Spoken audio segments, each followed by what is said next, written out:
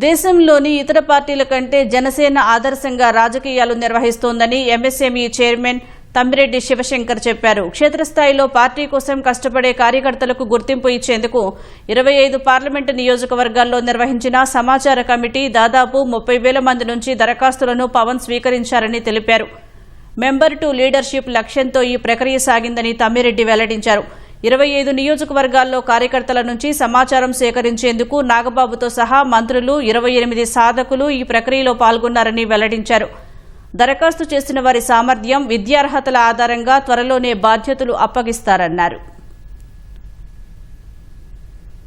గతంలో మెంబర్షిప్ డ్రైవ్లో అధ్యక్షులు వారు చెప్పారు, మెంబర్ టు లీడర్షిప్.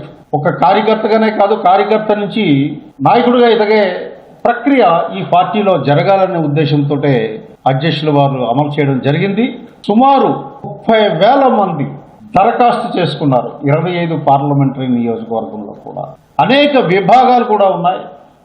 ప్రతి ఒక్కరికి వారి సామర్థ్యాన్ని బట్టి, వాళ్ళ తాలూకా విద్యార్హతలు బట్టి, వాళ్ళ అనుభవాన్ని బట్టి పార్టీ ప్రతి విభాగంలో కూడా వాళ్ళ సేవలు ఉపయోగించుకోవాలనేటువంటి ఆలోచనతో అధ్యక్షుల వారు ఈ ప్రక్రియని మొదలుపెట్టారు.